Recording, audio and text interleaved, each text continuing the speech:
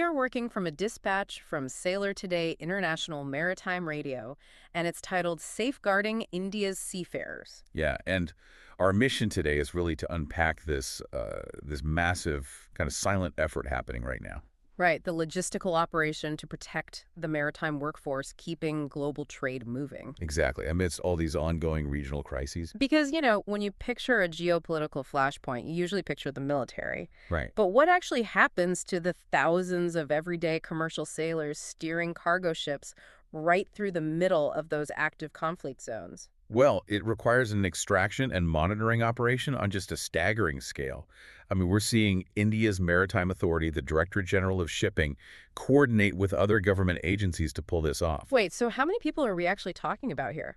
They've already repatriated over 2,700 Indian seafarers from the Gulf region alone, Wow. and they've assisted another 2,500 workers in high-risk zones. That is a massive operation. It is. It involves rerouting vulnerable vessels to safe harbors, securing transit corridors, and using real-time intelligence to track ships. Right, especially in highly volatile areas like the Strait of Hormuz.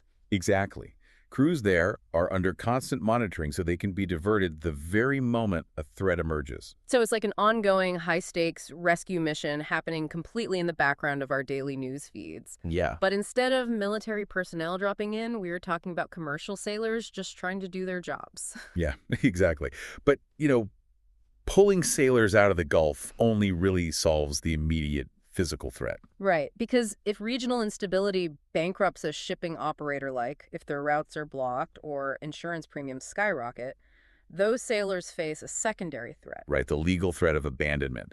The financial fallout of regional instability often leaves crews completely stranded. Okay, so the dispatch highlights that India is pushing the International Maritime Organization, or the IMO, to adopt strict global measures for this. Yes, to address this exact issue, strengthening protections for maritime workers worldwide. But I'm struggling to understand the jurisdiction here. I mean, if a ship operator goes under and a vessel is stuck in a foreign port, why doesn't local labor law just take over? Well, Like, why not just force the company or the port to pay the crew and send them home? Why do we need an international body like the IMO to step in? because commercial shipping operates in this massive jurisdictional gray area.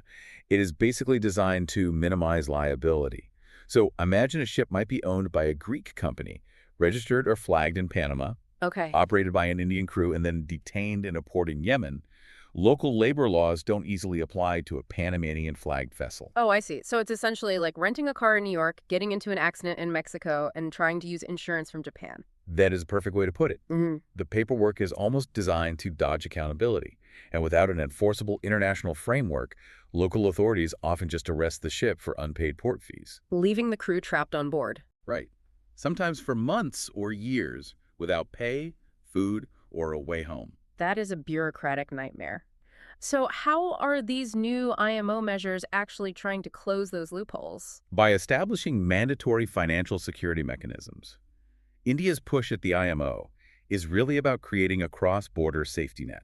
Meaning what, exactly? The goal is to require ship owners to carry specific insurance or financial guarantees that automatically trigger if a crew is abandoned. Oh, nice. Yeah, so there is a pre-funded mechanism to cover unpaid wages and repatriation costs. Oh, so bypassing the usual years-long legal battles over which country holds jurisdiction. Exactly, it cuts right through that. Okay, putting this all together, safeguarding these workers requires a two-pronged approach. You have the immediate physical crisis response. Right, like India tracking ships through the Strait of Hormuz and coordinating those 2,700 repatriations. But you also need that robust, long-term international policy at the IMO to prevent legal exploitation once the physical danger triggers a corporate collapse. Exactly.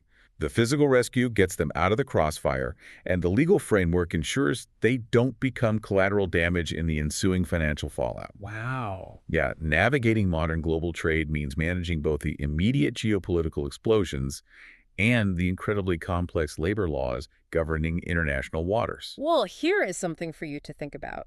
The next time you order an imported product online, look at the origin label. Yeah, that's a good point.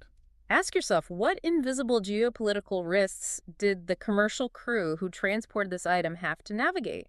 And whose jurisdiction is actually protecting them if things go wrong out there on the open ocean?